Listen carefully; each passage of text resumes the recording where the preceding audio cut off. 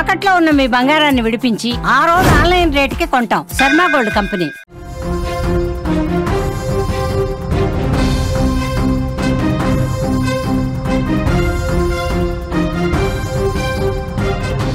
YS కుటుంబం నుంచి మూడో తరం రాజకీయ రంగ ప్రవేశంపై జరుగుతున్న చర్చ ఇవాళకి తెర పడినట్టే కనిపిస్తోంది.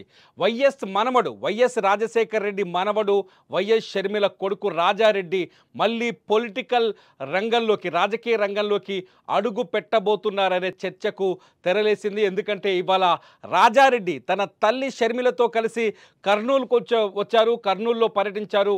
కర్నూలు ఉల్లి మార్కెట్లో ఆయన రైతులతో మాట్లాడారు. అయితే హైదరాబాద్ నుంచి బయలుదేరేటప్పుడు రాజారెడ్డి తన అమ్మమ్మ విజయమ్మ దగ్గర ఆశీర్వాదం తీసుకొని బయలుదేరాడు.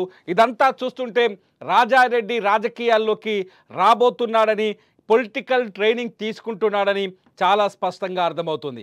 వైఎస్ జగన్మోహన్ రెడ్డికి పోటీగా ఎన్నికల బరిలోకి దిగుతాడా, మామపైనే పోటీ చేయబోతాడనే చర్చ కూడా తెరలేచింది. అయితే రాజారెడ్డి రాజకీయాల్లోకి ఎప్పుడొస్తాడంటూ కర్నూలులో ఆ పార్టీ కార్యకర్తలు కావచ్చు, మీడియా కావచ్చు అడిగిన ప్రశ్నలకి షర్మిల కూడా ఆసక్తికరమైన సమాధానం చెప్పారు. చాలా స్పష్టంగా అవసరమైన సమయంలో రాజారెడ్డి పొలిటికల్ ఎంట్రీ ఇవ్వబోతున్నాడు అంటూ ఆమె ఒక స్పష్టమైన సమాధానం చెప్పారు.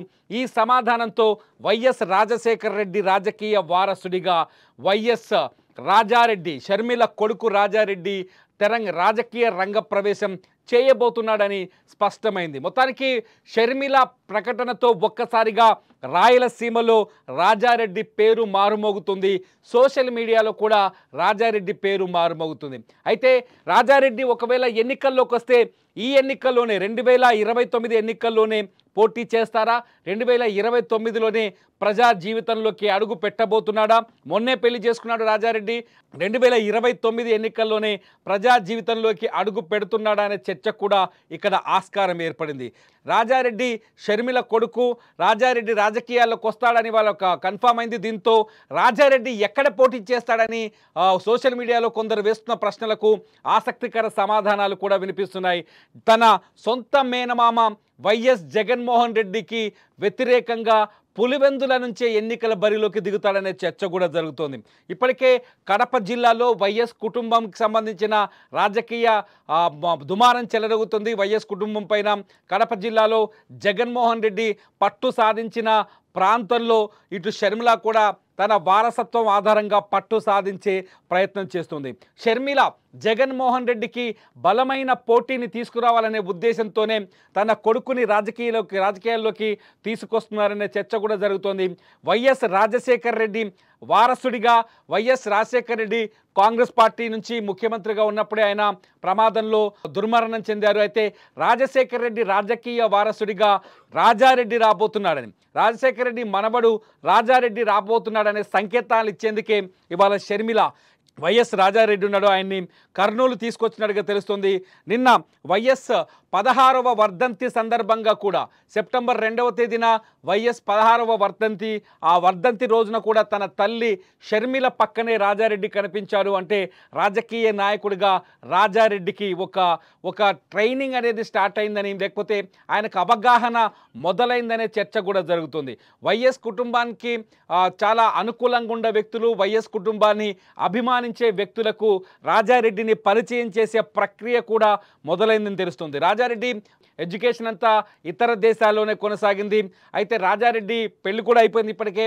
ఎప్పుడైతే పెళ్లి అయిన తర్వాత స్థిరపడ్డ తర్వాతే రాజారెడ్డిని రాజకీయాలకు తీసుకొచ్చేందుకు షర్మిల ప్లాన్ చేసిందంటూ కూడా సోషల్ మీడియాలో చర్చ జరుగుతుంది. మీడియా అడిగే ప్రశ్నలకు షర్మిల చెప్పిన సమాధానం వింటే ఖచ్చితంగా ఇది ఆసక్తికరంగా కనిపిస్తోంది. రాజారెడ్డి రాజకీయాల్లోకి వస్తున్నాడంటూ షర్మిలనే చాలా స్పష్టంగా ఆమె కర్నూలు వేదిక పైన ప్రకటించారు. ఆంధ్ర రాష్ట్ర రాజకీయాల్లో తప్పకుండా అడుగు పెడతారు. అవసరమైనప్పుడు వైఎస్ రాజారెడ్డి గారు ఆంధ్ర రాష్ట్ర రాజకీయాల్లో తప్పకుండా అడుగు పెడతారు. రాజశేఖర రెడ్డి వారసుడుగా వైఎస్ జగన్మోహన్ రెడ్డి ఆయన ఆశయాల్ని ముందుకు తీసుకెళ్తానంటూ రాజశేఖర రెడ్డి లక్ష్యాలని నెరవేరుస్తానంటూ కాంగ్రెస్ పార్టీ నుంచి బయటకు వచ్చినప్పటికీ కూడా వైఎస్ఆర్ కాంగ్రెస్ పార్టీని ఏర్పాటు చేశారు. దాదాపు 5 ఏళ్ల పాటు ప్రతిపక్షంలో పోరాటం చేసి రాష్ట్రం విడిపోయిన సందర్భంలోనూ పోరాటం చేసి ఆంధ్రప్రదేశ్లో ఆయన అధికారంలోకి కూడా వచ్చారు. 2019లో అధికారంలోకి వచ్చి ఒక దఫా ప్రభుత్వాన్ని కూడా నడిపించారు. మళ్ళీ ఇప్పుడు ప్రతిపక్షంలో ఉన్నారు వైఎస్ జగన్మోహన్ రెడ్డి. ఆ తర్వాత ప్రభుత్వంలో ఉన్నప్పుడు అధికారంలో ఉన్నప్పుడు వైఎస్ కుటుంబంలో కావచ్చు, వైఎస్ఆర్సీపీ పార్టీలో కావచ్చు, వైఎస్ఆర్ కుటుంబంలో కావచ్చు అనేక వివాదాలు తలెత్తాయి.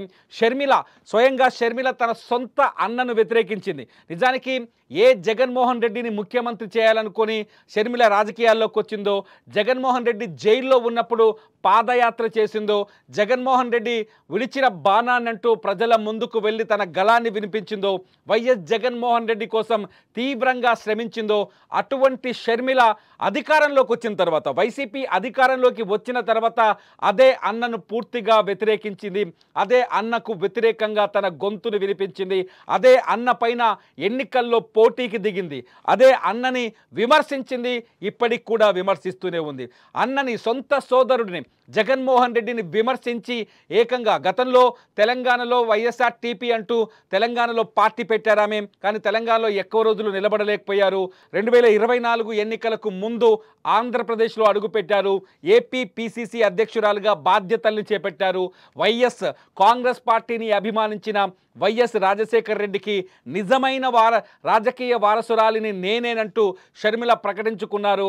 ఆంధ్రప్రదేశ్లో కాంగ్రెస్ పార్టీకి పునరుజ్జీవం తెచ్చేందుకు ప్రయత్నిస్తున్నారు ఆమె.